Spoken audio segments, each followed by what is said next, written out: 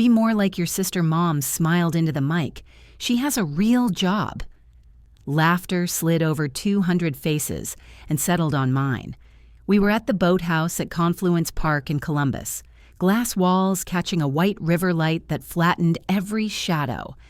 I sat at table 9 by the swinging kitchen door, close enough to hear pans hiss and servers whisper sorry as they clipped my chair. The head table glowed. Emily shone. Dad leaned into the mic and added, "App games are not careers." I kept my face still, lowered my eyes, and woke my phone under the napkin. Morgan Stanley reported $61.3 million in liquid assets. Our last round placed Asteria Play at a $1.4 billion valuation. My equity was near $259 million. Atlas Core, the engine I wrote when the heat in my first studio failed, and I coded in a winter coat, now ran across 60% of the top mobile titles in the country. Another notification arrived, a photo from downtown Seattle where our billboard played the Atlas reel across glass and steel. The white in that image looked like the same white now washing the room. I could hear my mother thanking the guests for believing in steady paths, proper jobs, the kind of work that comes with ladders and ceilings and handshakes. The room hummed with approval. I tasted old quiet, the kind raised in me in Dayton, the rules that said, "Wait your turn. Make less noise. Do not disrupt your sister." The server brushed my chair again, and I said, "It is fine." He nodded in relief. At the head table, Emily lifted her bouquet for a photographer clean smile.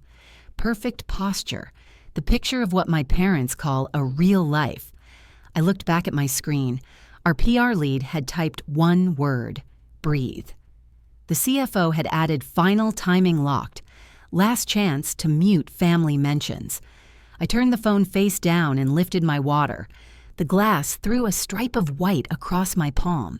I remembered nights when coffee tasted like coins and the code would not compile, and I wrote a list titled Receipts so the hurt would live as numbers and not as a story I could not bear. A cousin at our table asked what I build. I said games and tools for games. He smiled the way people do when they think they already understand you.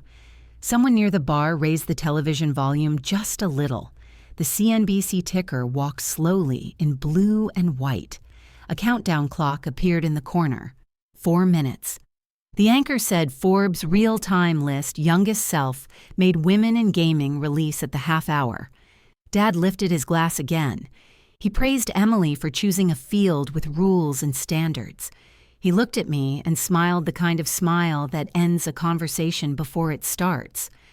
I could have met him at the mic with numbers and contracts and the quiet math of payroll. I did not. I opened the hotel app and changed the Wi-Fi name in my room to Not a Hobby and felt a small, clean click inside my chest. The clock reached 3 minutes. The light pouring through the glass sharpened the edges of every plate. I thought of the first license check that cleared when our servers held through a weekend surge of the email from a small studio that wrote "Thank you" for making scale feel like air. I thought of the scholarship fund in my grandmother name that launched this morning and of the student who wrote that she did not feel invisible anymore. 2 minutes. Mom spoke about sacrifice, how some give more quietly than others, how Emily had always given the most. Another soft wave of agreement slid across the room. I counted the ceiling lights to keep from laughing. A server set salmon in front of me, and I thanked him by name because he wore a small tag and because I like to say names aloud when I am being made to feel small. 1 minute. I felt the air in the room rise, a slow tide leaning toward the television by the bar. Emily glanced at the screen, then back to the camera in front of her. I had promised myself I would not make a scene. I would sit and let the river carry this night where it wanted to go. But truth has its own clock. 30 seconds. The anchor began to speak faster. Headlines lined up like tiles. Youngest Self made in gaming. Valuation $1.4 billion. Atlas licensed across 60% of top mobile titles. 15 seconds. I looked at my mother. For a heartbeat, I saw the younger woman inside her, fierce and certain, who wanted safety so much she could only measure it with ladders and ceilings. 10, 9, 8. I breathed in and out the way my team reminds me before we go on stage. 7, 6, 5, 4. The anchor lifted a sheet of paper and said the names are in. 3, 2, 1. The television image shifted to a clean list. The room leaned without moving. A cousin whispered, "No one said my first name." They did not need to. The list slid, then stopped. My last name, then my full name. The white light from the river climbed the glass and seemed to rest over the room. The laughter went out. Dad looked at the screen, then at me, then back again. Mom lowered her glass. Emily turned with the bouquet still raised and her mouth open as if the air had caught. My phone vibrated under the napkin. I did not look. I lifted my water instead. Steady. Breathe. Have you ever been humiliated in front of your own family? Comment, still here. I was 19 when Grandpa opened the UMA Education Trust in my name, $86,400 to be held until I finished school or turned 21, whichever came first. His handwriting on the letter inside the folder said for learning only for what she loves for her. The custodian was my father, Ron. He smiled when he signed the papers and said he would keep it safe, that he understood this was meant for my education and not to be touched. And I believed him, because at that point I still thought family and trust were the same words said at different times of the day. For a while, the statements came to my college mailbox quarterly reports with tidy numbers, small interest-safe returns. I studied computer science at the University of Dayton, spent nights in the lab teaching myself how engines render light, how input becomes motion, how one small script could build a world. When I showed my parents the prototype of my first puzzle game, Mom asked if people really paid for things like that. I laughed and said sometimes they do. She sighed the way she does when she wants to remind me that effort means nothing without approval, then said, "At least your sister has a degree people understand." In 2018, the statement stopped. I asked Dad, and he said the bank must have updated its delivery method, that he would check, that he might have redirected them for tax purposes. It sounded official enough for me to let it go.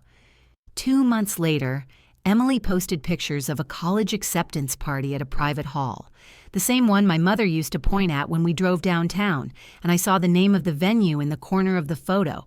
The same name printed in the paperwork Grandpa had shown me years earlier when he told me where the trust was invested. When I called Dad, he said, "Do not worry, I just moved some funds temporarily. Emily needed a little help with tuition, and you are still figuring out what you want to do anyway. No harm in helping family." I said, "But that was my education fund." He said, "You can learn online for free. Now times change. You do not need as much. You are good with computers."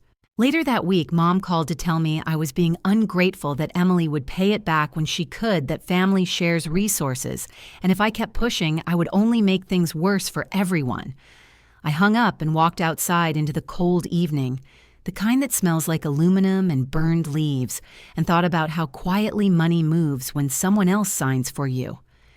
Months passed, and I threw myself into building code and freelance contracts, small gigs that barely covered rent but taught me what reliability feels like. Every email from my parents ended with advice I had not asked for. Every family dinner came with jokes about how my sister had a real major and a real goal. When Grandpa died in late 2019, I found his folder in a box of papers that Mom asked me to digitize. Inside was a copy of the UMA setup form, my name typed neatly, Dad's signature beneath the custodian line, and an email printout stapled to it from 2018 marked Fund Transfer Complete. The signature below looked like mine, but the letters were stiff, the kind that come from tracing or templates.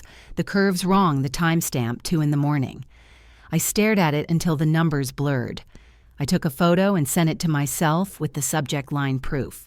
That night, I logged into every account I had and turned on 2-factor authentication, changed passwords, closed the joint credit card my parents still had access to from when I was 16, and added a security phrase that only I could answer. It felt like closing windows in a storm. I told no one.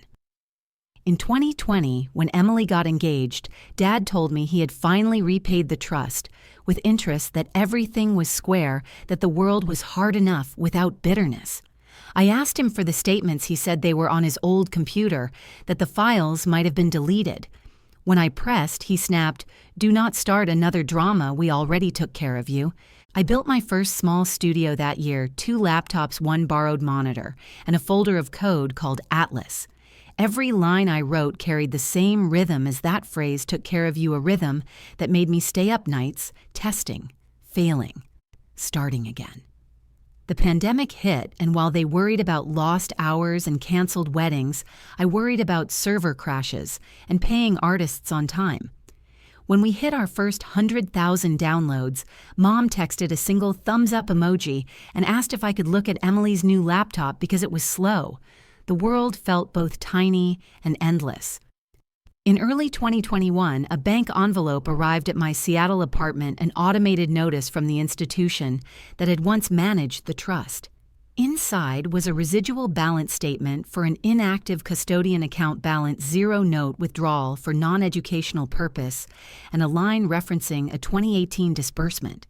My stomach went cold, not because of the money, but because the words non-educational purpose stood like a verdict. I requested full records, waited weeks, and finally received scanned pages showing transfers labeled venue deposit and tuition wire, both signed by my father as custodian, both carrying the digital signature of me, identical to the one I had seen in Grandpa's folder. It meant he had taken the trust, erased it, and left the shadow of my name on every page. I sat at my desk while Seattle rain struck the window like static, and I printed each page, sliding them into a binder one by one until the sound of paper became the sound of resolve. That night, I opened my phone and looked at old messages where Mom had said, "You do not need tuition, you just play with computers." I scrolled until I reached the first photo of Emily holding her college acceptance letter, the caption, "Thank you to my amazing parents." I saved it to the same folder as the scans. I was not angry, not yet. I was calculating. I drafted a message to the bank asking about misused custodial funds, then saved it without sending. The next morning, I brewed coffee and said aloud to an empty apartment, "Truth waits, but it never forgets. If you have ever had your money taken in the name of family-type truth." I flew to Columbus in May of 2023 because Emily asked the whole family to celebrate her graduation. The hotel ballroom smelled like sugar and starch, and the stage lights threw a white sheen across the round tables. I sat near the aisle and watched staff angle trays through tight spaces. Mom moved with a clipboard and a smile that warmed for every guest and cooled when her eyes slid over me. When the dean finished his remarks, the microphone found my mother. She lifted a glass and said, "We sacrificed so Emily could have a future. We gave what we had, and when it was not enough, we found more. That is what family does, applause. Broke and reformed like a tide." Dad leaned in and said, "If Lena were as serious as her sister, we would be here twice tonight." There was light laughter, the kind that sounds polite and still stings. I kept my breathing even and touched my phone only to silence a vibration. Emily crossed the stage for photos, and I clapped because pride is not a finite resource. After the pictures, Mom gathered our side of the family near the dessert table. She thanked the aunts and uncles again and then said, "The last years were hard. We made choices that hurt in order to help." Someone asked, "Which choices?" And she said, "We even sold my mother's ring during the worst month so bills could be paid." She pressed a hand to her chest and looked toward Dad. He nodded as if duty had been done. I asked which ring, and she said the small blue stone, set low, too modest for her taste. Then Emily stepped in and the crowd opened. She lifted her hand for hugs, and in the wash of chandelier light, I saw a small blue stone, set low. It caught the air the exact way it had when Grandma rinsed dishes and turned her hand beneath the kitchen bulb. Modest metals last longest. She used to say my face stayed smooth, though something deep in me shifted from ache to arithmetic. I said the ring is pretty, and Emily laughed and said Ryan found it at a vintage place. Can you believe our luck? Mom heard and said sometimes the world returns things to their rightful owners. She pressed a cupcake into my hand as if sweetness were an answer. I stepped to a potted palm and opened my scan folder, the old appraisal, the photo of Grandma on a picnic blanket, the resizing receipt from the year her hands swelled. I took a new photo of Emily's, hand tilted to the light. I built an email to the family list my mother uses on holidays. I typed the subject in plain caps, "This wasn't yours." I attached the appraisal and the old photo and the new image. I wrote 2 lines. "This ring belonged to grandmother, and it was not yours to sell. Please consider this a record, not an argument." Then I hit send and put the phone away. The slideshow started and strangers clapped at Emily as a child, with a science fair board, and as a student with neat stacks of books. Mom looked at her phone and then at me and then back at her phone. The smile returned to her mouth, but not her eyes. Dad came near and said, "Do not ruin this night," I said. "I have ruined nothing. I have named a fact." He said, "You are petty." I said, "The trust and the ring were not yours to move. I am finished pretending the price of peace is silence." He pulled his shoulders tight and left without answering. I stood alone for a moment and thought about how often women are asked to swallow small thefts so the story can keep its shape. How a story like that rests on the stomach of one person until she cannot breathe. After the program, a few cousins wanted a river view. We took the elevator to the rooftop and the wind lifted the edges of our clothes. The city looked like glass held under running water. Emily asked for a skyline photo and I set my phone to capture us afterward. She touched my arm and said, "Please do not start something with Mom." I said, "I did not start it, I recorded it." She said things were tough. I said, "I know tough. I know code compiled with numb fingers and payroll met with money I was not sure would arrive. I know what it is to build and be told it is not real." We rode down together and split at the lobby. She went toward the cluster of congratulations, and I stepped to a quiet column and opened a folder labeled Receipts. The UTMA disbursement scans, the custodian line with my father's, named the counterfeit digital trace of mine. I added the ring files and closed the folder. My hands did not shake. A friend had sent a term sheet a month earlier from an angel who liked what we were building and wanted to talk after graduation. Season ended, I texted ready. Tonight the reply came fast. Short North office at 9 minutes from you. I walked through air that smelled like rain and cut sugar down High Street and past a mural where couples posed with careful smiles. I climbed a narrow stair over a coffee shop. The investor wore a blazer in curiosity. He asked about Atlas, and I spoke without slides, memory pools arranged to fit, how games actually breathe, schedulers tuned to treat input, like tide, not traffic, pricing that buys small teams, time he asked about revenue and churn. I gave him the conservative ramp we expected after the next rewrite. He nodded and said, "I like founders who show their receipts."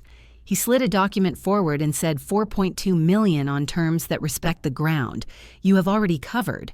I read every line. I asked for a clause that protected control if a relative tried to attach themselves. Later, he said of course, and wrote it in longhand. The pen sounded like a zipper. Closing when I signed the ink. Looked calm. I gathered the copies and stepped back onto the street. The lamps hummed and a light wind moved along the storefronts. I passed the hotel again and looked up at the ballroom. Silhouettes arranged themselves for one more photo, and the river took the light and broke it into gentle pieces. I did not go back upstairs. I texted Emily goodnight and opened my email. Replies had arrived to the subject line, some sharp, some stunned one, from an aunt who wrote, "I wish someone had said this decades ago. I sent the documents to my secure drive," and cleared the thread. I stood a while and let the soft dark settle over me, and I thought, if family sells what is not theirs, the story does not become love because they name it love. I walked back toward the river and my phone buzzed. The investor confirmed funds scheduled for Monday. He added a note read, "Welcome to the next chapter." I stopped and let lines steady me. I thought of the ring and the trust and the laughter that arrived on cue. I decided that every fact would be written down, every transfer named, every promise dated. and that I would protect what I build, the way I protect breath, simply. I returned to Seattle in early 2024 with a binder of signed terms and a bank notice confirming the seed fund's rain stitched the streets into silver.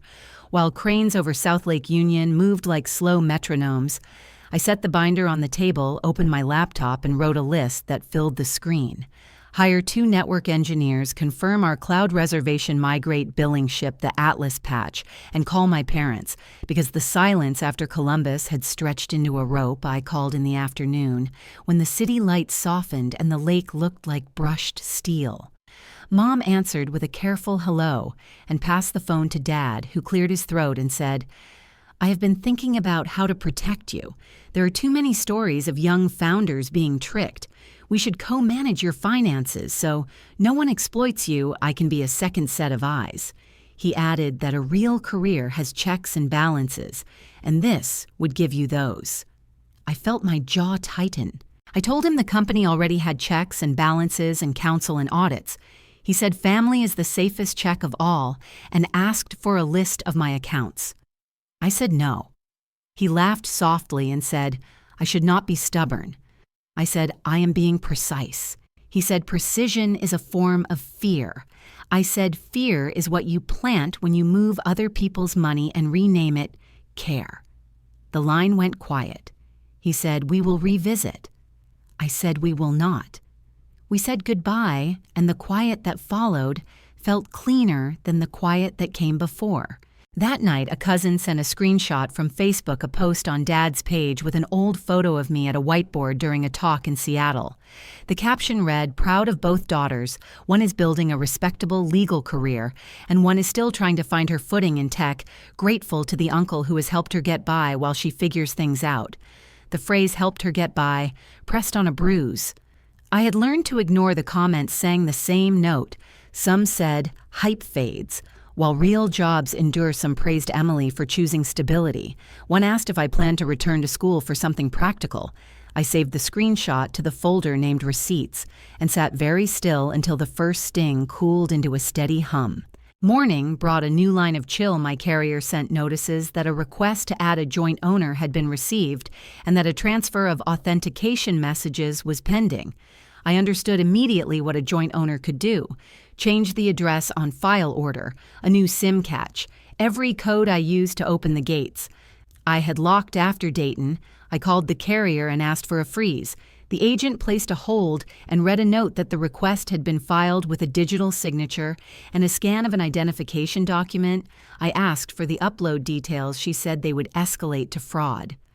I thanked her and stayed on the line until the case number appeared in my email. Then I opened my banking app and pressed the support tab and wrote 3 messages in one breath. Move every relationship to the private client desk with physical key fobs for step-up authentication. Require in-branch verification for any change to beneficiaries or contact details.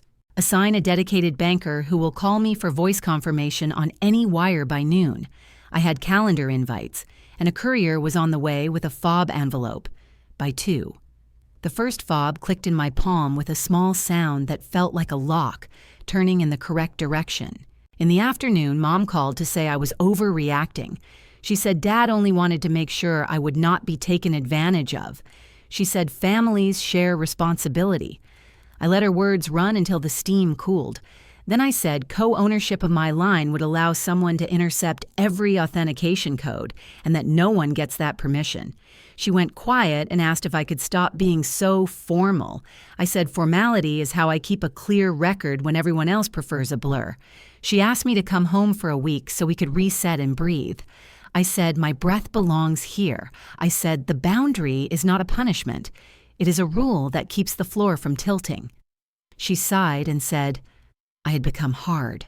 I said, stone is what grows where heat has lived too long. I drafted a 1-page invoice in a plain document, unauthorized line usage, $120 per month.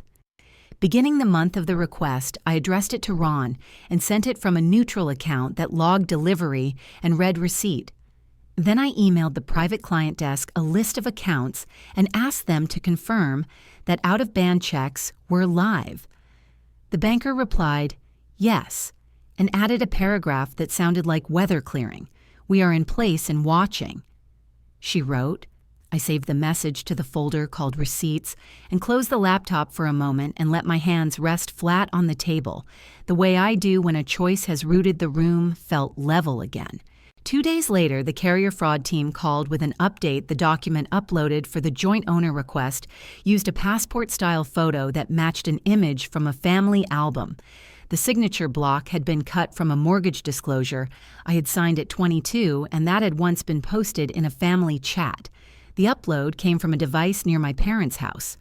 The agent would not say a name because she could not, but the facts lined up like runway lights, and her pause told me the rest. She confirmed the account would keep the freeze, and that any future change would require an in-person visit with a live capture and a code word, known only to me. When the call ended, I stood at the window and watched the lake throw small pieces of light at the glass, and I felt a heat move through me and settle into something colder and clearer than anger. That evening, I checked Facebook. Dad had edited the caption into something softer. Proud of both daughters, different paths. Love all around. The comments had multiplied and hardened. A classmate of his wrote that real jobs have ladders. Another wrote that hype fades and character remains. I took screenshots, then I sent Dad a single line, remove the post or I will publish a correction. He did not reply, but the post vanished within the hour, and a cousin messaged to ask why I was making a fuss. I said the fuss began when a form appeared with a signature that looked like mine, and a request tried to climb into my phone. The typing dots opened and closed, and then disappeared. I met with the private client desk the next morning on a call. We added nicknames to accounts that meant nothing to anyone but me. We set alerts for every login we wrote, travel notes through the year, so no one could claim a mismatch to unlock changes. We printed new cards and scheduled a quarterly review. The banker asked if I wanted to pursue action. I said not yet. First, I wanted a clean log and a stable floor. Then I turned back to Atlas and wrote the kind of code I write when heat wants to become noise. I pushed a build and saw the frame graph drop, and the server log smooth to a sheet. My body remembered what control feels like when it is earned and not taken. In the quiet after that call, I wrote a policy for myself. No shared plans, no shared lines, no shared access. Not even for people who say they love me. Especially not for people who define love as permission to manage me. I taped the policy inside the cabinet where the modem lives, brewed coffee and stood with the cup until the heat settled. I thought of the trust and the ring and the joint owner request and the way small thefts are renamed as care. I promised myself that the next time care arrived as a key pressed against my locks, I would answer with a record and a bill and a door that stayed closed. Have you ever set a boundary with family and felt the ground return under your feet? Type truth if you have. By March 2025, the air in Seattle smelled like rain and electricity.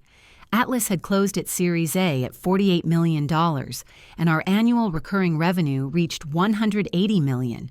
1,200 people worked with us directly or through partners, and yet the silence from home kept its rhythm like an old metronome.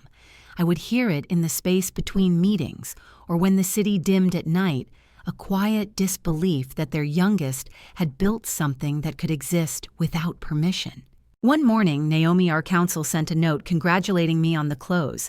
The same hour my phone vibrated with a tag notification. Mom had posted a photo of Emily in front of her firm's new office. The caption read, "Emily has a real career helping others, while Lena is still finding her way." The word finding burned slow because it looked harmless to everyone else. I could see how many hearts it gathered in minutes. Uncles, cousins, neighbors pressing approval, like fingerprints on glass. I stared at the comment line and felt my stomach twist, the same hand that had sold a grandmother's ring. Now called me directionless in public. I clicked Save Post for record and muted the thread. The city outside, blurred through the glass wall, a plane carved its way through low cloud. And for a moment I thought of Grandpa's letter about the UTEME account for learning only for what she loves, and wondered what he would have said if he had lived long enough to scroll through that post. Hours later, my phone blinked again, a message from Ryan Emily's husband, smooth tone buried under familiarity. He wrote, "If you invest $100,000 in my startup, Mom will forgive everything. It will show you have matured. We are family after all." I read it twice. The casual cruelty of treating forgiveness as something with a price tag both absurd and exact.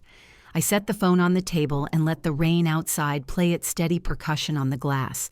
Then I opened my presentation folder, copied the latest investor deck, and changed the title slide to 2 words in white on black, "Real job." Below it, I wrote one sentence, "Pay back what you took." I attached it and replied to Ryan with the file, and nothing else. Minutes later, the 3 dots appeared, then vanished. Silence replaced argument. I leaned back and watched the city light move across my ceiling. Power measured not in noise, but in choice. That night, I added one more layer of quiet precision. I inserted a hidden tag into the metadata of the file, a tracking note that would record when and by whom it was opened. Then I closed the laptop and went for a walk through Pioneer Square. The air smelled like wet cedar and fresh asphalt. People moved under umbrellas like patient shadows. Somewhere in the rhythm of footsteps, I felt something release, the kind of calm that arrives only when you have responded without shouting. The next morning, the notification arrived, file read by Ryan at 11:42 p.m. The word small but exact proof that arrogance always checks its reflection, even after being told not to. I saved the log and archived the email chain, then opened a new document and began writing policy notes for our next board meeting. Reminders that every statement, every number, must carry verification. The way bones carry calcium, invisible but vital. I thought of Dad's attempt to join my phone line. Mom's social posts, Ryan's messages dressed as reconciliation, all pieces of the same script where control wears the costume of care. I decided that their script would end when they no longer had my attention to feed it. When the next magazine request came for a family feature, I declined. Our PR team suggested a photo with Mom to humanize the story. I said the work humanizes itself. The rest is noise. Naomi laughed quietly and said that sentence should go on a plaque. I smiled because it already was carved invisible across every choice I made since Dayton. Late in May, I visited our data center for the new Atlas upgrade, walking between the racks. I thought of how code and family both reveal their structure, only when heat is applied. One can be debugged, the other can only be documented, and I was done debugging people who did not want to run clean. Summer reached Seattle and the company moved into a new floor glass everywhere, air thick with new carpet and ambition. The night before launch, I sat alone by the window, watching the reflections of cranes blinking red over the bay. I opened my phone out of habit and saw that Mom had edited her post, "Emily has a steady job. Lena works in creative technology." Whatever that is, proud of both. It was not apology, just reshaping insult into compliment, small enough to hide behind. I screenshotted it for record, then put the phone away the next morning. We rang the opening bell for our expansion round. Reporters asked about the future of Atlas. I spoke about accessibility and integrity. The camera lights felt warmer than applause afterward. Naomi handed me a folder with new trademark approvals, one of them for Atlas Core Real Engine. She said, "Funny name, but fitting." I smiled and said I wanted something that sounded like proof of work. Later that week, Ryan texted again, a single line. "Sorry if we push too hard, family means mistakes." I did not answer. Instead, I forwarded the earlier message with the timestamp of his file view circled in yellow, and the words "receipt" confirmed. The conversation stopped there forever. When I walked home that evening, the sunset over the bay bled into the skyline. White light melting into orange, then back to gray. I thought about the invisible record that exists between people, every word stored somewhere, even when deleted, and I decided that my forgiveness, if it ever arrived, would come without permission or price. If someone demanded you pay to earn their forgiveness, would you give it, or would you keep your silence and let the truth speak in its own time? Tell me what you would do. By October 17th, 2025, the leaves in Dayton had started to bronze the air cool enough to make every breath feel like a small decision. I drove there because Mom said Emily wanted a quiet weekend before her firm's retreat and that I should not bring work talk, not numbers or valuations or new hires. Just family time, she said. Do not mention the Series A or the magazine piece. It makes your sister uncomfortable. Dad echoed her voice in text. Please, no business talk this time. Keep it normal for once. The phrase normal slid across my screen and stuck like sap. I arrived to the same split-level house that still smelled faintly of lemon cleaner and slow-cooked pot. Roast the walls held framed diplomas and a single newspaper clipping about Emily's law firm expansion. No photos of my offices, no article printouts, no sign that I had built anything at all.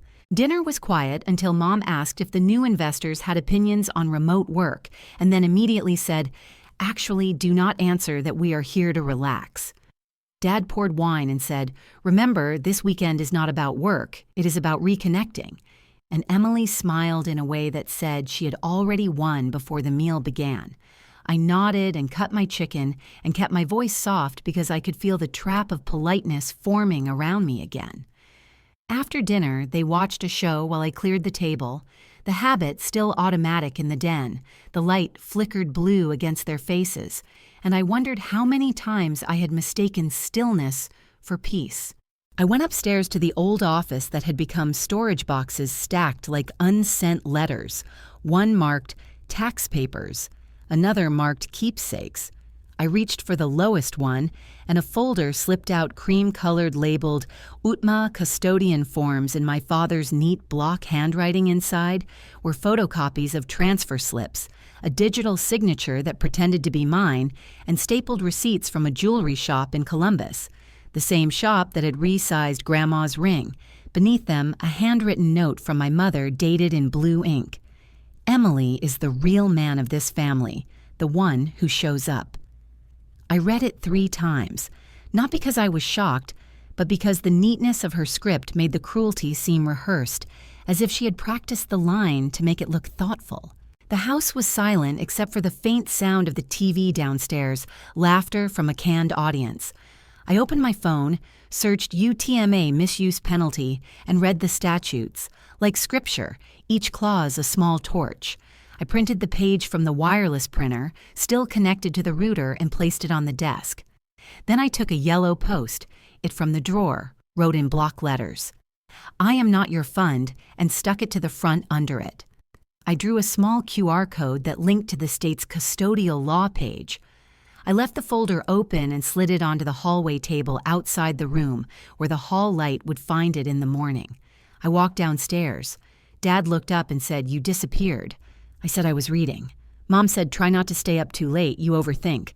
I said, "Sometimes thinking is the only clean thing left to do." She didn't answer. That night, I lay awake in the guest room, the moonlight silvering the edge of the curtains, and thought about every boundary I had built and every one they had stepped across with a smile. I thought of the money moved the posts written, the signatures forged, and how each act had been framed as love. I realized the breaking point was not anger, but clarity, the moment you stop expecting them to stop.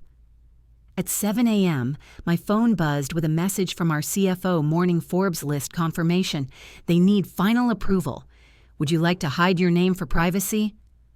I stared at the question for a long minute, the kind of minute that holds all the years before it. Then I typed 2 letters, no, and pressed. Send the reply came quick understood publishing as planned. Congrats. I set the phone down and felt something settle in my chest, not triumph, not relief, just the sense that the ground had finally decided to stay still beneath me. Downstairs, Mom was making coffee. She looked at me and said, "You are pale." I said, "I slept fine." She asked if I wanted toast. I said, "No, thank you." Then she said quietly, "Remember, let your sister have her day." I looked at her and said, "She has had years of them. Maybe today belongs to the truth." She blinked and said, "What truth?" I said, "The kind that does not ask for permission." I took my bag and keys. The morning light washed the living room in white, and as I stepped toward the door, Dad called from the den. Lena tried to act grateful today I turned, smiled, and said, "I am just not for what you think." I drove toward the city while radio hosts talked about upcoming market news. One voice mentioned the Forbes Real-Time Women in Tech list update, scheduled for noon Eastern. The words passed through me like wind through glass, transparent yet loud. I parked near the old downtown coffee shop where I had once written code at 2 a.m. and waited for my meeting with Naomi. She walked in with her tablet and said, "You look ready." I said, "I think I finally am." She smiled and said, "Remember, every exposure burns away a shadow." We reviewed the last compliance points, and when she left, I stayed coffee cooling, watching people hurry with umbrellas. Though no rain had come yet, I opened the Forbes site just before noon and refreshed once the page blinked, then loaded my name there in clean black type 28 gaming entrepreneur net, worth estimated $320 million. I breathed out slow, not from disbelief, but from recognition. The light outside caught the glass of my cup and scattered it into small pieces across the table. I thought of that folder on the hall table and the post-it yellow against the wood. I imagined Mom finding it and the brief moment where silence might mean understanding. I knew the phone would ring soon. I did not plan to answer some truths, announce themselves without the need for witnesses. If you ever had to choose between silence and truth and found yourself ready to lose peace, to keep honesty, write no, because sometimes that single word is the first clean thing in years. The morning after I left Dayton, the air in Columbus felt sharp and glassy, as if the sky itself had been scrubbed clean for what was about to happen. The hotel lobby pulsed with soft piano music, and a screen over the bar carried a muted feed of CNBC. I had coffee in my hand when the headline shifted, a bright blue banner sweeping across the bottom of the screen. Lena Brooks joins list. Youngest self-made women in gaming, estimated net worth $320 million. The anchor smiled and began reading numbers I had memorized months ago. 1,200 employees Atlas Engine licensed across 60% of the mobile gaming sector. I heard my own name spoken in that polished studio cadence that belongs to people who do not know you, and then a sound spread through the room like air sucked out of a bottle. Forks paused conversations, froze. Even the bartender's hand stilled above the register. I turned toward the mirror behind the bar and saw the reflection of faces pivoting in my direction. A dozen guests from the wedding party recognizing me from the night before. One of them pointed at the screen. That's her. The game girl, Mom and Dad, were seated at the main table near the window, Emily beside them with her glass halfway to her lips when the anchor repeated my name and the number $320 million in measured tones. The color drained from their faces. I stood slowly, the quiet around me deepening, and walked toward their table through the maze of white linen and stunned expressions. I stopped in front of them and said, "You called it a hobby. It pays 1,200 salaries." Mom's mouth opened, then closed again, the television still flashing my photo beside the ticker symbols of tech giants. I looked at Dad and said, "You borrowed $12,000 from a fund that was mine. The interest rate on that withdrawal would have been 4.5%. If you still believe in proper accounting, you can calculate what you owe." He blinked and tried to speak, but the words tangled in his throat. Emily's face shifted from confusion to defense. She said softly, "This is not the place. I said the place was chosen the day you stood beside Mom and laughed at what I built." The silence thickened until a chair scraped somewhere behind me. Then a voice from another table broke through.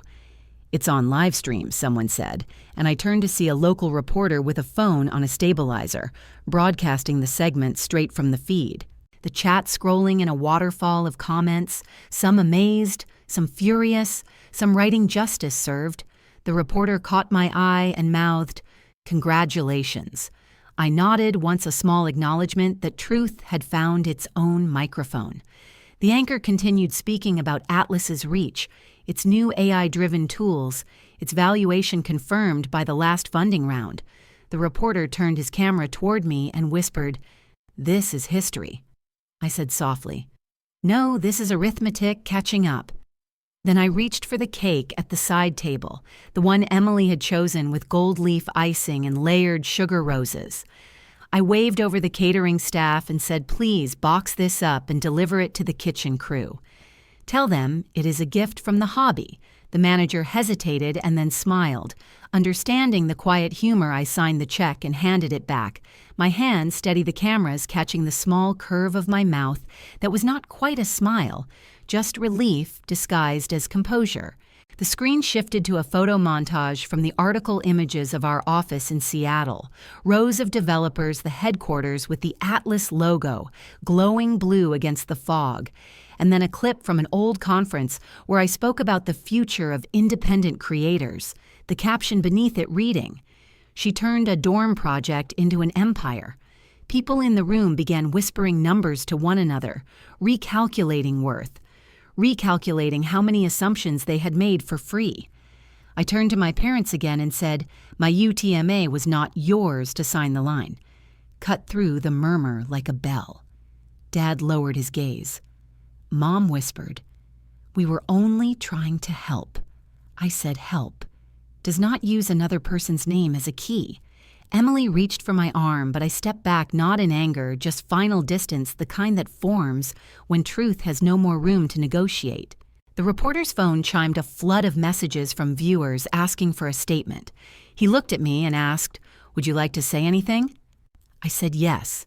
Tell them family should never cost integrity. Then I walked away from the camera and toward the exit where the sunlight poured through the glass doors. The crowd parted the way, water parts around a stone. Outside, the air smelled of rain on concrete, and the city felt newly awake. I checked my phone messages, piling up Naomi's name near the top. "You handled that perfectly." She wrote, "The clip is everywhere." I texted her back, only 3 words. Truth travels fast. Across the street, a florist was packing bouquets into a van. I bought 1 white tulips, Grandma's favorite, and left them on the steps of the small church where she used to volunteer. No note, just the gesture, as if to say some inheritances do not require approval. By the time I reached my hotel, the video had reached 1 million views, headlines already forming about the family who doubted a billionaire daughter. I sat by the window and watched the river move slow and steady under the sunlight, calm where everything else burned bright. My phone buzzed again with messages from colleagues, investors, old classmates, and somewhere deep beneath all that noise, a single thread of quiet began to form, the kind that comes after years of speaking in measured tones only to realize the truth no longer needs translation. If you were standing in that room hearing your own name spoken to the world after years of being dismissed, what would you say? Write it down. Let the words land where they always should have been. By the next morning, the calm outside my window felt artificial, like the world had paused only long enough for gossip to find its breath. My phone glowed nonstop with notifications. Family group chats that had been silent for years suddenly revived themselves. The messages ranged from stunned awe to thinly disguised opportunity. An aunt wrote, "Proud of you, sweetheart. Our small-town girl made it big. Perhaps you can mentor my son in gaming? He's so creative a cousin." I barely remembered. Wrote asking if Atlas needed junior analysts or interns. The requests stacked under polite emojis until the screen looked like a marketplace. I let them sit unread and brewed coffee, watching the gray Ohio sky roll low over the buildings. When the knock came at my hotel door, I knew before answering it would be my father. He stood there wearing the same pressed shirt from yesterday, his face drawn, his voice softer than I remembered. He said, "We need to talk alone." I stepped aside and let him in. He paced before speaking. His hands trembled slightly when he said, "That moment. Yesterday got away from us. We were shocked. We didn't mean for it to be public like that." I said the public part was not my doing. The list went live. The numbers are facts. He said, "You humiliated us."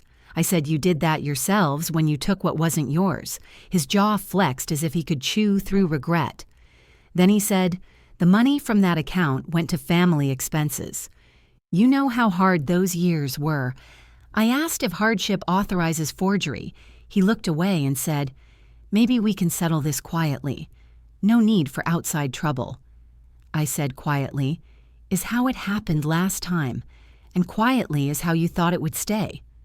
I opened my laptop and pulled up a document Naomi had drafted the night before, a formal demand letter for repayment of $98,200, including principal calculated interest and replacement value of the ring. I turned the screen toward him and said, "This is the number you owe.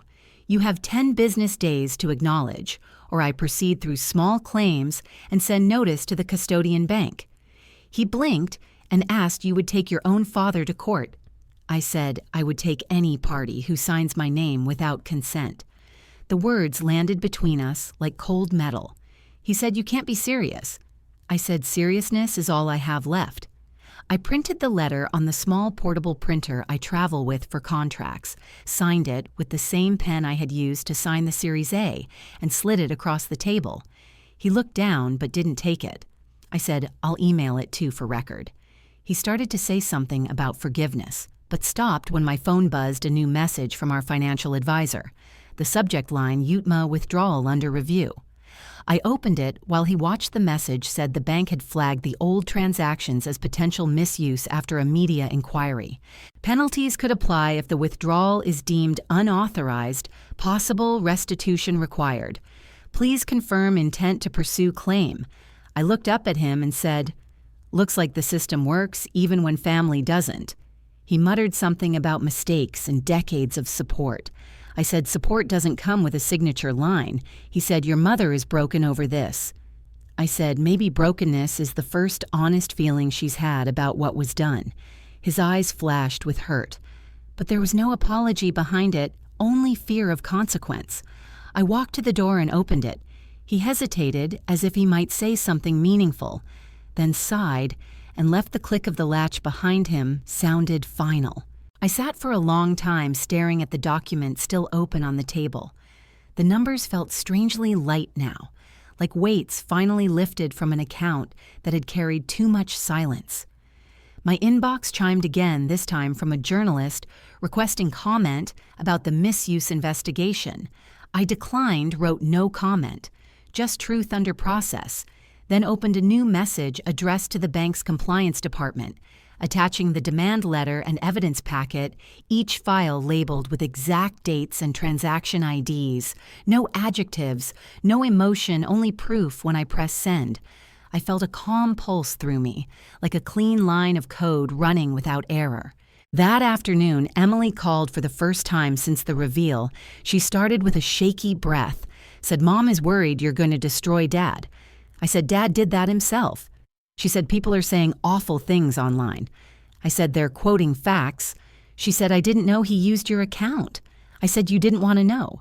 She whispered, "I just wanted peace." I said, "Peace without accountability is anesthesia," not healing the line. Stayed silent until she said, "Can we meet?" I said, "Not yet. I have paperwork to finish," and ended the call. By evening, Naomi confirmed the courier had delivered the letter to his home signature recorded time, stamped 5:32 p.m. She asked if I wanted to issue the small claims filing immediately or wait. I said, "Give him the full 10 days. Justice is better when it walks, not runs." She laughed softly and said, "You have the patience of a litigator." I said, "No, just someone who's learned documentation beats anger." When we hung up, I poured a glass of water and stood by the window, watching the sun slip behind the river. The city lights flicked on one by one, like acknowledgement. The next morning, Mom emailed a single-line subject, "Please don't do this. Body he didn't mean harm, we're family." I replied with the letter attached again, said, "I'm only asking for what is mine. Nothing more, nothing less." I thought of all the years they spoke about proper jobs and hard work, how they counted hours and paychecks like morality scales. Now those scales had their numbers returned in writing, exact, traceable, undeniable. I spent the rest of the day back at the office reviewing our expansion plans. Investors called with congratulations and questions about the exposure.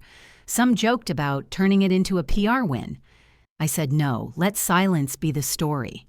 Inside that silence, I could almost hear my grandmother's voice saying, "Fairness takes its time, but always finds the ledger." At night, I sent one last message to Naomi. If he doesn't reply within 10 days, we proceed.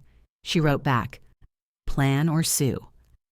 I smiled and typed both, then shut the laptop and turned off the lights, letting the quiet stretch across the room like a clean sheet, waiting for the next line of truth. If it were you standing there with proof and patience, would you file or forgive, comment, plan, or sue, and tell me how far you would go for your own closure? 3 days after the demand letter had landed, Naomi called from her office. Her voice brisk but edged with quiet satisfaction. She said, "We will formalize this before it drifts into noise. I have drafted a family restitution and non-disclosure agreement. It is concise but thorough." I listened as she outlined the structure repayment of $98,200 over 12 months, a written apology signed by both parents and witnessed by counsel, and a clause barring any financial requests or investment solicitations for 24 months. She said they can sign electronically or in person, though paper signatures often sink deeper. I told her to send both options.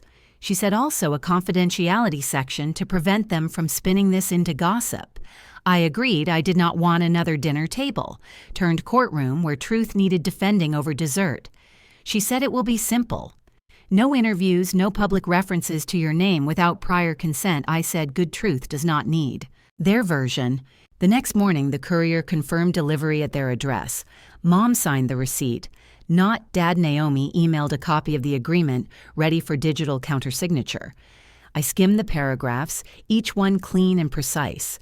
My initials appearing beside every term like small anchors. I signed and sent it back within minutes. My phone buzzed hours later with a new message. Not from them, but from Ryan, he wrote. "We need to talk about your investor side. I have an opportunity that could solve this whole mess, invest $150,000, and I can make the noise disappear." I stared at the text for a long time, the arrogance wrapped in fake diplomacy. Then I typed one line, nothing to invest in, but accountability, and pressed send. Seconds later, another bubble appeared from him. "You know, this could ruin your family's name if certain things leaked." The words leaked, and ruin hung in my mind. Like mildew, the old family trick of fear packaged as care. I exhaled slowly, then forwarded his message to Naomi. She wrote back short and surgical. "We respond formally." I said, "Yes. Let us be precise." She drafted a cease and desist letter in 10 minutes and asked if I wanted to include any particular tone. I said subtle insult is always sharper than anger. She smiled through the line. I could hear it. She sent me the file for review. I added one small edit. I spelled his name wrong on purpose, the way my mother often had when addressing his birthday cards, and left it there. A quiet needle behind velvet paper. We printed it on firm stationery, scanned it with her legal header, and sent it via certified email CC to him, his company address, and his personal inbox. By the time I finished my afternoon call with Atlas's creative lead, a notification arrived. Read confirmation received. I poured coffee and felt an odd calm spread through me like rain on dry soil. The storm not over, but the air already cleaner. Late that evening, Naomi called again, laughing quietly. She said, "You will enjoy this HR from his firm. Just acknowledged receipt." Apparently, he used his work account for the threat the letter hit compliance before he could delete anything. I imagined him watching his screen, realizing the mistake, his stomach folding into panic. I said poetic. She said legal. I said both. She said they will likely interview him about communication, ethics, and conflict of interest in the morning. I said, good, let consequence write its own apology. She said, you are cold. I said, no, just measured. The next day, messages from relatives began again, a cousin asking if we could settle things quietly, a family friend offering to mediate everyone, suddenly fluent in diplomacy. When money moved through paper, I ignored them and focused on work. Atlas prepared for the quarterly release. Our beta metrics crossed projections, and the charts looked like steady mountains. No hype, no luck, just structure and math. The same discipline. I wish my family understood. Naomi sent an update by noon. Mom had responded she would agree to the terms if the apology letter could omit the phrase misuse and replace it with misunderstanding. I said no. Keep it as written, or the deal ends. Naomi relayed my stance, and by evening, a new envelope arrived scanned through her secure line. Both parents had signed the contract, unchanged the apology letter typed carefully in my father's formal tone, acknowledged unauthorized withdrawal of custodial funds, acknowledged improper sale of inherited jewelry, and promised repayment with interest. I read it twice, then archived it. No satisfaction, no gloating, only documentation, fitting neatly into the folder called Receipts. Ryan did not write again. His silence worth more than any deposit. Mom tried one last time, sending a text that read, "Maybe now we can heal," I typed. "Maybe now we can start," and pressed send without waiting for a reply. That night, the rain returned heavy against the windows, the kind of storm that hides and cleans. At the same time, I opened my notebook, wrote a small line, "Boundaries are just paper until you enforce them," and taped it to the side of my desk. I looked at the glowing city outside and thought of all the years I had let affection erase accountability. Now every line was ink, every clause named every wall, solid even if built of paper. If someone threatened you with exposure to get your money, would you answer with silence or send a letter with their name slightly wrong? Tell me with an emoji, the one that speaks louder than words. By January 2026, the rhythm of my days returned to the quiet intensity. I preferred the sound of servers humming below my office floor, the reflection of morning light across the glass walls of our Seattle headquarters, and the steady hum of messages that carried work, not drama Asteria play. 2.0 moved into beta. Our biggest update since launch, a rebuild that blended art and code so tightly, it felt like breathing through music. Atlas, the core engine we had licensed out 2 years earlier, now powered not only games, but a new emergency response system for the state of Washington.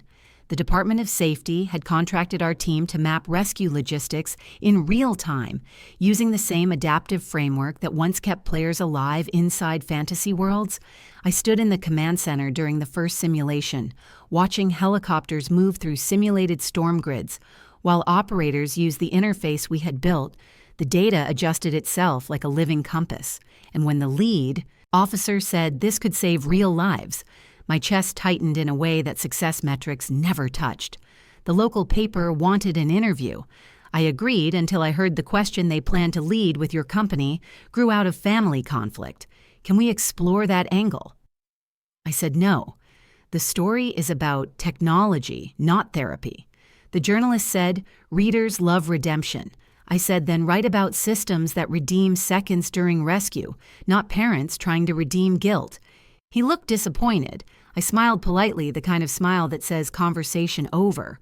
2 days later, Mom posted a photo of tulips on her porch with a caption that looked harmless to strangers. We only ever wanted the best for our children. Everything we did came from love hearts and praying hands, followed immediately the comments, a chorus of sympathetic voices saying, "Forgiveness heals, and family is all we have." I read it once, feeling the old ache of narrative control, the same pattern repainted softer but unchanged. I clicked into my account and adjusted the settings. She was no longer tagged in any of my posts, her comments blocked automatically. I copied the link to a psychology article titled, "What a Real Apology Looks Like," and sent it through text, nothing else. No greeting. No punctuation. 10 minutes later, she saw it but did not reply. I set the phone down and went back to work. The logs showed our beta servers holding steady at 99.9 uptime, an old habit of mine to look at numbers when emotion threatened to take up space.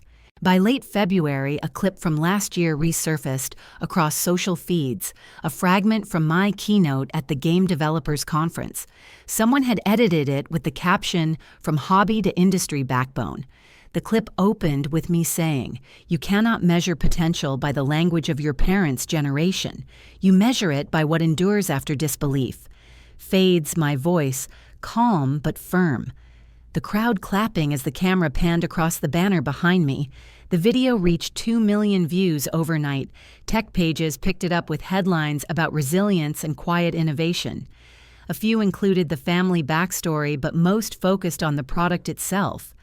Asteria had become not just entertainment, but infrastructure. I read the comments quietly at midnight.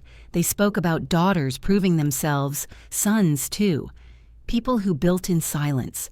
People who were told to pick real jobs and now led teams, entire threads of strangers describing how they were dismissed until they made something that could not be ignored. I did not reply to any of them. I just watched and felt a soft current of gratitude move under my skin, like breath, finally unhindered. Naomi called the next morning laughing. She said, "Congratulations, you've gone viral again, but this time for grace. Not scandal." She told me the video would help our next recruitment cycle people trust. Calm leadership. I said, "Maybe they just like clean endings." She said, "It's not an ending yet." I said, "No, but it's a balance point."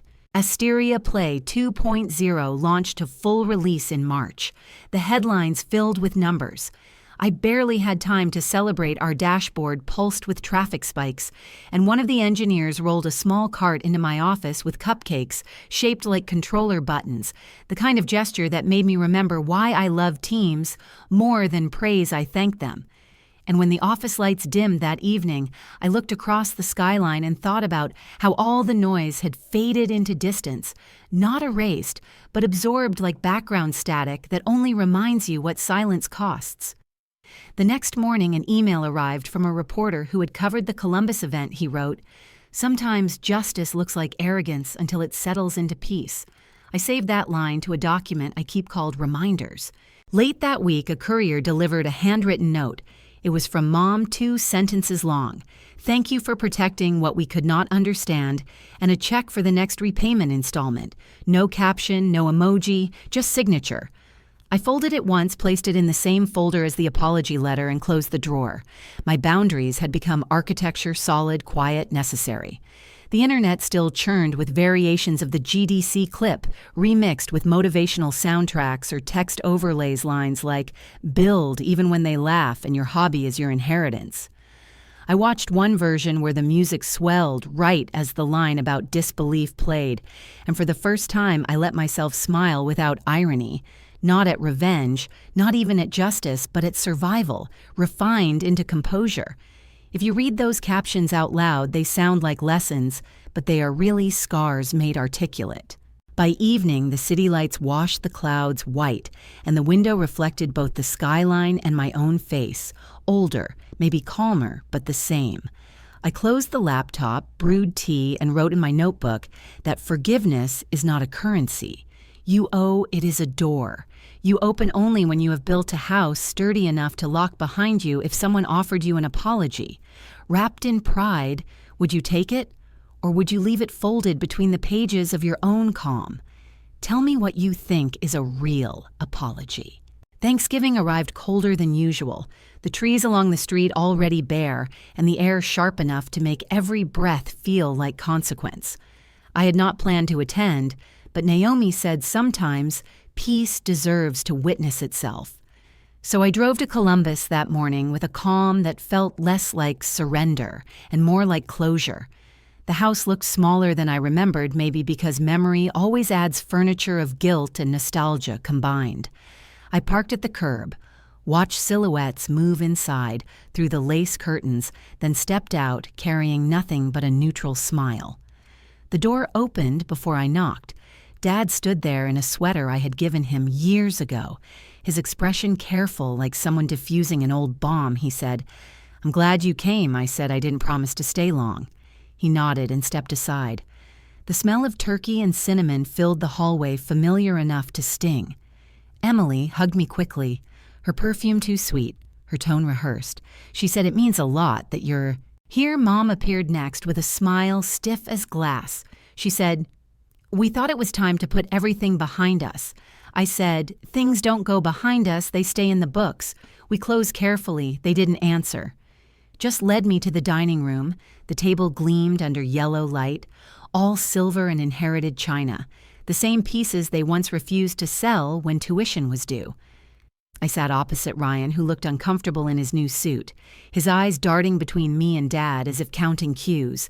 The conversation started polite surface, weather news, business updates, until Dad cleared his throat and said, "Ryan has been building something promising, a logistics startup. Very smart idea. We were hoping you might consider helping him. A small investment could bring the family together again." I asked. "How small?" he said. $150,000, just a fraction of what you raised. It would mean so much. Ryan nodded eager. He said in exchange, "We can finally put the past to rest. No need for paperwork. Just a word." I looked at him slowly, feeling the old rhythm of manipulation, the dressing of guilt as kindness. I said, "A spoken apology for a 6-figure check. That's creative." He said, "It's not like that. It's an opportunity to rebuild trust." I said, "Trust doesn't need a price tag." Dad leaned forward, his tone suddenly firm. He said, "Sometimes we need to move on for peace." I said, "Peace without restitution is theater." Mom whispered, "Can't we have one dinner without turning it into court?" I said, "You made the rules, not me." The silence that followed was thick. Then Emily reached into her purse and her card slipped out too quickly. My eyes caught the color. The same bank brand I had canceled months ago. I felt my pulse tighten. I excused myself, stood up, walked to the hallway, opened my phone and checked the account, my fingers moving by muscle memory. There it was, a secondary card charge, $7,860 posted 3 days ago. Restaurant, salon, boutique, all under her name. All unpaid.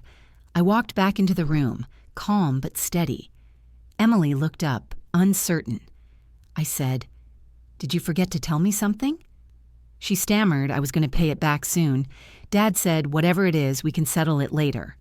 I said, "No. Later is how this started." I pulled the small leather wallet from my coat, placed it on the table, opened it to show the matching card, and then took a pair of scissors from the kitchen drawer. The metal sound slicing through air before biting into plastic. One clean cut, the card split into 2, perfect. Halves, I placed them on a napkin like an autopsy exhibit and said, "Family perks terminated." I opened my phone, typed a quick invoice through my accounting app, sent it to her email subject. "Family benefits adjustment, $7,860 due within 30 days plus applicable interest." She blinked, tears rising. Said, "You're humiliating me." I said, "Correction, you're billing yourself." Dad slammed his hand against the table. Said, "Enough, this is cruel." I said, "It's documentation." He said, "What happened to Grace?" I said it. "Learned self-respect," Mom whispered. "Please, Lena, not today." I said, "Every day is today when you never paid yesterday." Emily's tears fell fast. She said, "I didn't mean to. It was just temporary." I said, "So was my patience."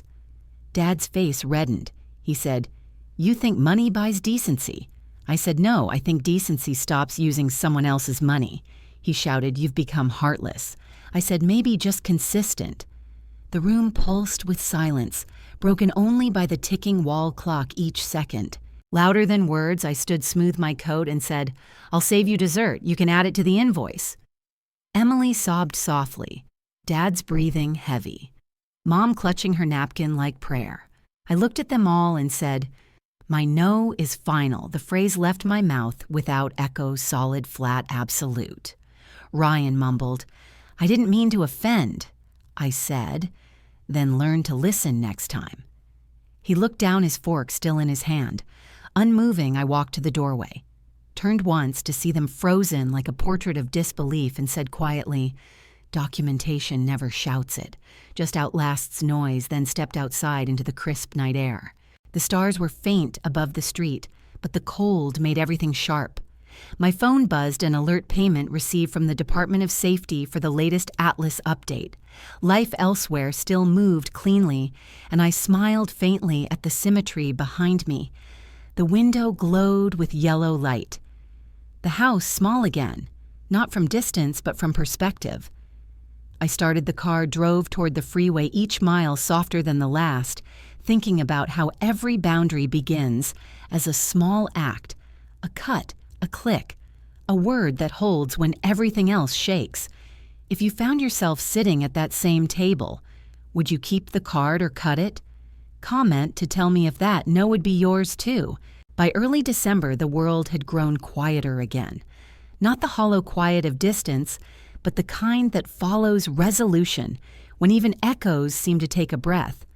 Naomi forwarded an email from the custodian bank that began formally after review of custodial account activity from 2013 to 2018. The compliance department has determined that funds were withdrawn for purposes inconsistent with UTMA statutes. The rest of the letter read like a verdict. Not vengeance, penalties, assessed taxes, recalculated restitution, required a separate note.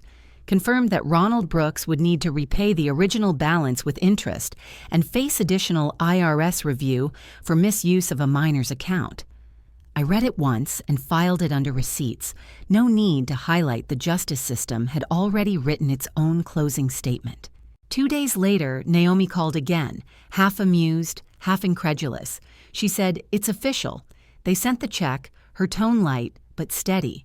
She said, "It's funny how restitution looks like repentance on paper," I said, "or maybe just arithmetic. Correcting itself." She said, "Both maybe." The following week, an alert popped up from a law network feed. Emily suspended pending internal review, her firm citing conflict of interest and potential ethical breach. I clicked the article quietly. The reason clear: she had solicited investment from a relative under active legal dispute. HR policy. 1.302, conflict of loyalty. It said temporary leave with evaluation after 60 days. I leaned back in my chair, thinking about the irony of her own ambition turned inward. She once called me obsessive for documenting everything. Now the same habit had saved me and cost her the illusion of immunity. That evening, the mail arrived, a cream envelope handwritten in my mother's careful script, inside a letter, short, deliberate. "You were right about everything. The account, the judgment, the silence. I am sorry for what I allowed the world to call love. We are enclosing 2 more repayment checks. We will complete the schedule early." I read it twice, without emotion, folded it back, placed it into the same folder marked restitution.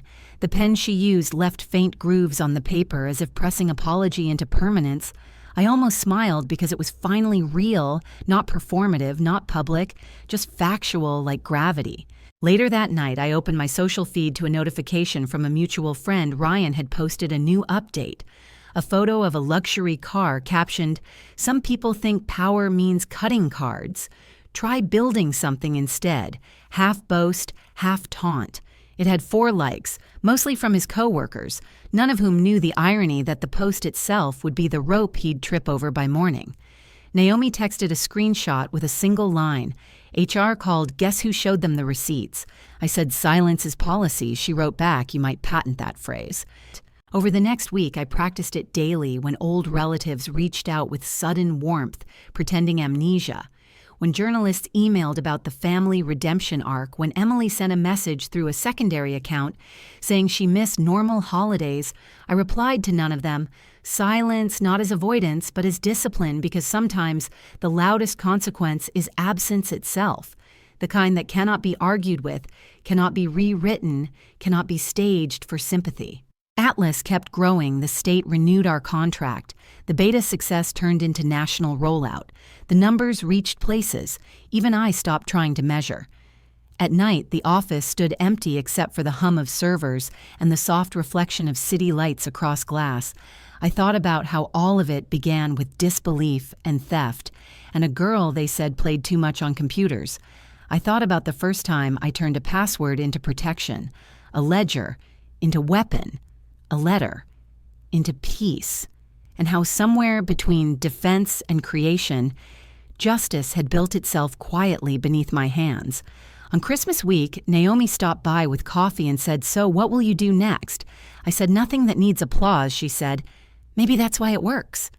I smiled because she understood revenge was never the goal. Clarity was. Outside the window, snow began to fall over the city street lamps, catching every flake like slow-motion truth, and for a moment the whole world looked balanced. I whispered to no one. Silence is policy and maybe mercy too if used correctly. Tell me if you were in my place, would you have answered the post or let the quiet do? The talking is silence, revenge, or freedom. Christmas Eve arrived with a kind of stillness that only the Pacific Northwest can hold, the sky over Seattle pale gray, the city lights flickering like reflections in moving water. I stayed at the office late finishing year-end summaries. When the soft ping of my inbox cut through the hum, it was an automated alert transfer received installment. 3 from Brooks' account. I opened it and read the amount exact to the cent. No delays, no excuses, just quiet compliance. I closed the tab and sat for a moment, letting the glow of the monitor trace across the framed photo beside it, the one of me and Grandma in her garden, her silver ring catching sunlight, that same ring I once saw on another hand. Another message arrived seconds later, this time from Emily. The subject read, "I thought you should know inside was a photo of that ring resting in a small velvet box, the gold cleaned. The stone set firm, again attached, was a scanned receipt from the jeweler with her handwritten note, 'I bought it back, and I'm sorry.' There was no apology longer than a sentence, just the proof of action, the kind that meant more than any speech. I typed back, 'We start with honesty,' then hit send. Outside, snow began to fall thin and slow, turning the parking lot into a mirror. I pulled on my coat and walked across the empty hallway, the city below, breathing in white silence. By the time I reached the elevator, I already knew what I wanted to do next. Before bed, I logged into the old payment portal for the catering company that had worked the wedding, the one where my name first hit the TV screen. I left a tip equal to the invoice of that night with a note attached from the hobby, simple, clean, deliberate. When the confirmation email came through, it felt like symmetry. The next morning, I brewed coffee, watched the snow slide off rooftops, and opened the new foundation account we had set up a week earlier. The Grandma Elise Scholarship Fund. The mission line read, "For young women."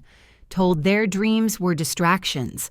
I transferred the first $50,000 and clicked. Confirmed the number, blinked, and settled into the ledger. Permanent like light through frost. I imagined the first girl who would read that name on her acceptance letter. Someone still sitting in a room filled with noise being told to be realistic. And I smiled because legacy isn't what you keep, it's what you redirect. That afternoon, Naomi stopped by holding 2 wrapped boxes, one small, one large.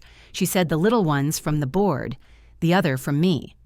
I opened the small one, first inside a plaque engraved to Asteria founder whose silence built sound. Then the second box, a fountain pen engraved with a single line, "Choose truth and closure." She said, "You're the calmest storm I've ever met." I laughed softly because she wasn't wrong. As evening settled, I drove down to the waterfront, the same stretch of road where I used to watch planes land, back when the company was just a dream. The air smelled like salt and smoke from distant chimneys.